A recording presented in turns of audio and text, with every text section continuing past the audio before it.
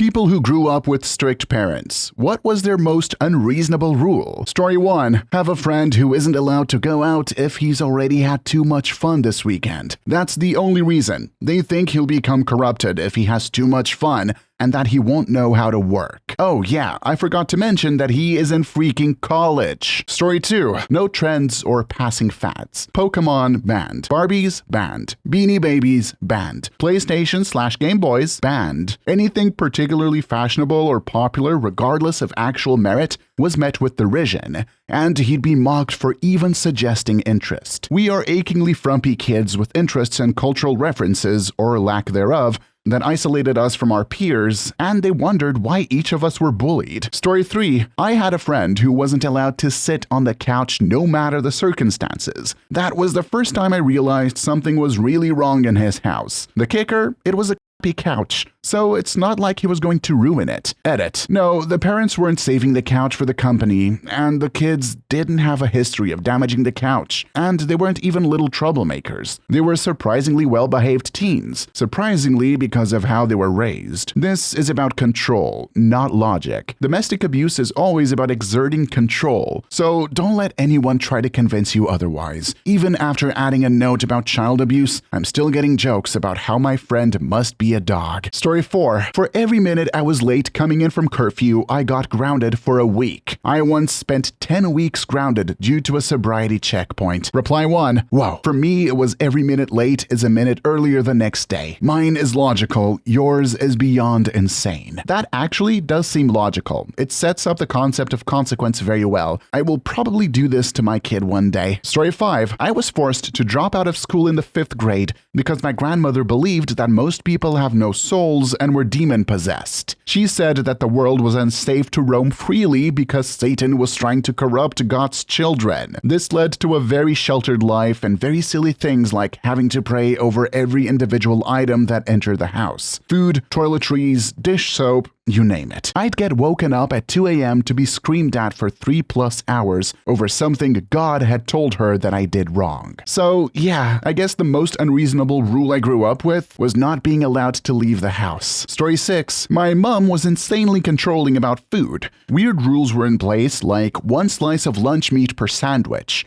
And because of that, no one but her was allowed to cook. She'd make 1 giant batch of spaghetti or something, and we'd have leftovers for days. So she only had to make dinner twice a week. She didn't work or anything, just didn't like cooking every day. Breakfast was cold cereal, and you'd only be allowed a small bowl with just enough milk to moisten it. Occasionally, she'd bake something she called corn toasties, which was simply cornbread baked in a sheet pan. She'd cut them into squares and fill the freezer with them, and we can have one of those for breakfast as an alternative. Once, when I was 14, I bought a pack of hot dogs at the store, snuck them home, and lit the grill. I was almost done cooking them when she came out screaming about fire hazards and swatted the plate out of my hand. She had been making spaghetti. What an ungrateful little brat I was. So then she orders a pizza for the rest of my family, wraps individual servings of spaghetti in freezer paper, and puts them away. She tells me that I'll be eating nothing else until it's all gone. Took about 2 months to choke it all down. Went without eating for a couple of days. I was also grounded for over a year. But I sure learned a lot about consequences. Story 7. My father was very strict, and I wasn't allowed to have alone time with my mother. He beat the shit out of me constantly. But the oddest thing that still bugs me to this day is that he would burn all my things as punishment. And I get it. Seeing my toys and valuables burning sucked,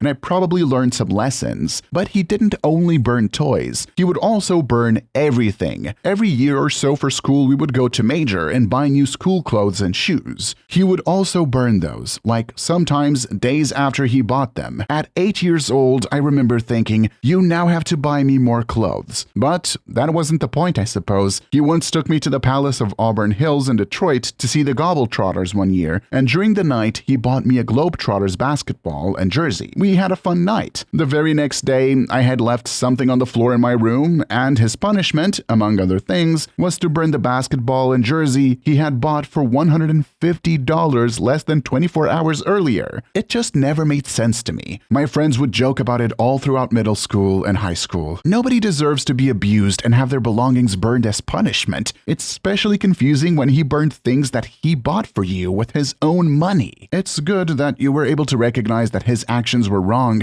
and not internalize them as something you deserved. Hope you don't do that to your kid one day. Story 8. Oh God. I wasn't allowed to go out, like ever. If I was gonna hang out with someone, it had to be on the weekend, planned at least a week ahead. And my parents had to meet their parents and drive me there. They would come to get me before the sun went down. Not a rule, but if I got to go up to the bathroom in the middle of the night or was reading because I couldn't sleep, my mom would come screaming up the stairs, "Why are you up?" and sometimes hit me. I wasn't allowed to close the door of my room. There's more, but that's what I can think of right now. Mostly, my mother would just yell about everything. Story 9. My mom was very strict about the ratings of movies and video games. One year for Christmas, a relative gave me a copy of Star Wars Shadows of the Empire for the Nintendo 64. It was a T for teen rated game, and I wouldn't be turning 13 for another 4 weeks. My mom had my dad drive me to Toys R Us to return the game. We walked into the store and over to the games, and he had picked out an E for everyone rated game.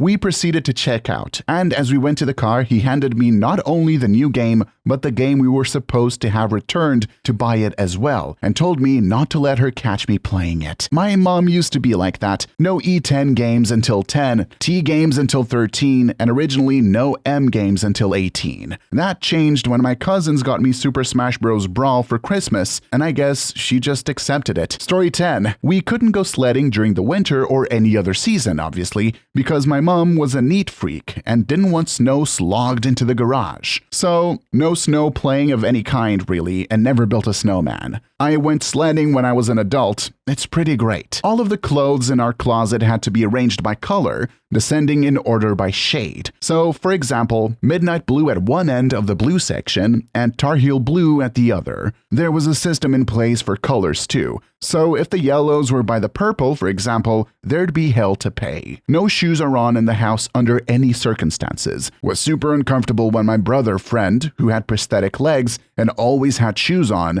came over and didn't take his shoes off. Mom got really mad and confronted him. No Legos or puzzles were allowed, as they make messes and look like disorder. I love puzzles as an adult, which is one of my favorite hobbies. Story 11. I was not allowed to talk to boys. One Christmas Eve day, I was doing last-minute shopping downtown in our little town and ran into 2 male friends from my German class. We talked for several minutes and wished each other a Merry Christmas. By the way, I was 15 at the time. My older sister drove by and saw me, told my parents I was hanging out with boys. When I walked into the house, both my parents were waiting and the yelling began.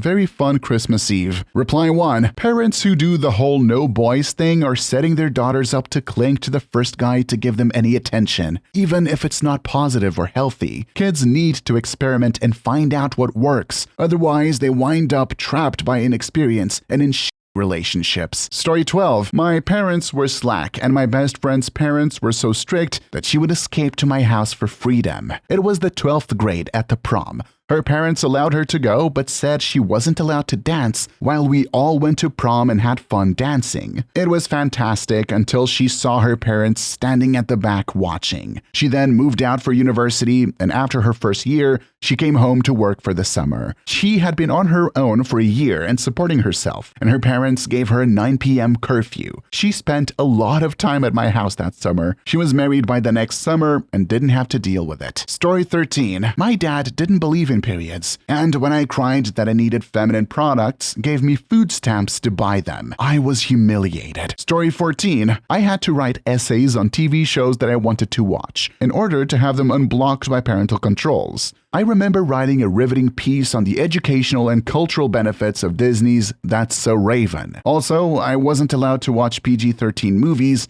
even after turning 13. I wasn't allowed to rest my head on my hand with my elbow on any table, while there was also food on the table. If my parents found out I was going too fast in my car, small town, so other parents would snitch on me pretty regularly for going 10 over, I had to pay my parents speeding tickets. Also, they would make me pay for the whole family's phone bill if I texted a boy. By the time I moved out at 17, I had given them well over $1,000 in punishment money earned at the Sonic Drive-In. Story 15. I was from a large family and discipline was very strict. If one of my siblings or I broke one of the major rules, my parents would hold a truth session. All the children would be brought to my dad's study, where the guilty party would be given an opportunity to confess. If nobody came forward, we would be hit in turn in order of ascending age. The eldest 4 were hit with a sewer rod, while, in deference to their age, the youngest ones would get a whack of a bamboo stick. A sewer rod is basically a 4-foot-long flexible rubber rod, around an inch thick and with a metal cap. It would leave the most remarkable welts. Horrendous things, really. Anyway, this would continue until someone admitted their guilt. At that point, they would receive the blows that everyone else had received to that point. So, that was awful, but I fully acknowledge that since I'm under no illusions. However, that wasn't the actual unreasonableness. No, the unreasonable part was that the person who caused the truth session didn't always receive the accrued punishment owed for having their siblings beaten. Sometimes they could just be let go, making their siblings hate them for causing pain to them. There'd be no explanation. The study door would be opened and we'd all be told to leave, which meant you could be rewarded for holding out and avoiding the punishment you'd definitely get if you admitted it at the beginning. My parents now tell funny stories about how when I was a child, and I'd done something wrong, I'd always begin with, "Let me tell you my story." But they chortle at my childish phrasing, while I recall the terror that such an approach was meant to stave off. Damn, that sounds really bad. Some parents really have no idea how to discipline their kids. I mean, they literally have to come up with these weird methods that at the end of the day do more bad than good to the kid. Hope one day you won't do this to your kid. Be a cool parent. Story 16. I was not allowed to wear makeup or shave until 16. My mom was controlling about food and everything was kept track of, so I had to be in the marching band in order to get my permit. I had a job, but even if I worked the second shift, which I did, and came home at 11, I would have to clear the plates from the table for the dinner that they ate. If I asked to hang out with a friend in the presence of said friend, the answer was automatically no. I was only allowed to do things if the friend of their parent was paying for it. The straw that broke the camel's back and ultimately made me move out at 16 was that I had to live like a boarder. Showers cost $5 and a load of laundry was $1 for the washer and $1 for the dryer. Telephone time costs $25 per minute. Story 17. Not my parents, but my best friend's parents were insanely strict growing up. When we were preteens and sleepovers were all the rage, if we wanted to have one, we literally lived on the same street. It's a 2-minute walk between our parents' houses. We had to plan it at least a month in advance, if not more. Even then, for whatever reason, her parents would only agree to them rarely. So really, we'd only get to have like 2 or 3 a year. One time I started getting sick at school on a Friday, and we had planned a sleepover, ages ago as usual, for that night. I was feeling absolutely awful, but tried my best to stay at school because obviously if I went home sick, the sleepover would be called off. Made it to lunch, and then the teacher called me over and said I was white as a ghost and burning up and had to go home. My best friend and I were devastated. Story 18. My dad was incredibly strict when I was growing up. 2 of his stupidest rules were, first, my brother and I had a bedtime of 9 p.m. until I was a senior in high school, and secondly, bedtime was so strict that we weren't allowed to get up and use the bathroom after 9 p.m. And he made us have a babysitter until I was like 14 years old. Of course, he denies ever doing any of these things to this day. Edit. Another very stupid rule was no locked doors in the house, ever. As in, locking the bathroom door wasn't allowed, and my dad proclaimed that he should be allowed to come into any room in his house at any time he wanted. He would often try to come into my brother's and my rooms while we were changing or something, and I got into the habit of changing my clothes very quickly and only when our dad was upstairs or something. Story 19. I have a ton. One was that I had to always give 24 hours notice if I wasn't going to be home for dinner any night of the week. Because, dinner plans are never made the day. But this lasted until I moved out when I was 19. I thought that would get better, but it actually became worse. My sister and I go to dinner with our parents every Sunday, and now they need 72 hours notice if we're not going to be there. Also had a 10 p.m. curfew every day of the week until I moved out. Sleeping in was never a thing. 9 a.m. wake-up call otherwise. Parents had sensors on our doors, so they could tell if we left our rooms at night, while cameras cover every inch of the outside. We weren't allowed to use the bathrooms after midnight. My stepmother came storming out of her room one night when I went to the bathroom at 2:30 a.m. because, sometimes you wake up and you need to go, and I was sick of peeing in a bottle because of their rule. She stormed out and confronted me and looked like she was about to hit me. I said, I dare you, as I was ready to hit her back. So many. Edit. At one point, they cut off power to our rooms at 10 p.m. every single night. This lasted less than a month, but still happened. Story 20. No lying seems reasonable, maybe, but it's not. This is gonna get buried, but it's important, so I'm gonna post it anyways. It wasn't about the rules. It was about the constant interrogations. There weren't so many rules as there was her personality and the things that bugged her, and the fact she was going to interrogate the absolute out of us every single day. It's the complete lack of privacy and the total suspicion that makes living with this kind of parent the worst. Not even the widest of lies or the tiniest of omissions were acceptable. Where were you? Why? When did you get there? When did you leave? Who else was there? What did you do and why? And did so-and-so do that? It's hard to explain maybe, but there was this Socratic lawyer-type method being applied constantly to invent lies to catch you in. Like she was looking for an excuse to backhand you, digging in until our memories failed to provide total consistency, and then she could ground us or whatever. If she was in a bad mood, she'd scowl around the house until she found something out of place so she could scream at us. Screaming. Lots of screaming. For strict parents, it's often not really about the rules. It's about respect, which is a dog whistle for total domination of the subordinates in the household. If there were rules, there would be times when I was allowed to do what I was doing without suspicion. This did not exist. Every single day on my way home from anywhere, I had to prepare a huge list of answers, try to find where she would dig in and build up the walls. Keep stories simple and build big emotional walls. However, it mostly didn't work. We didn't really have a relationship and we didn't talk about my feelings. Maybe try imagining if every day you had to cross the border twice and board a flight, but the border agents are all your mom. Please leave your story down below in the comments. I would absolutely love to make a video about them in the future. And also don't forget to like and subscribe.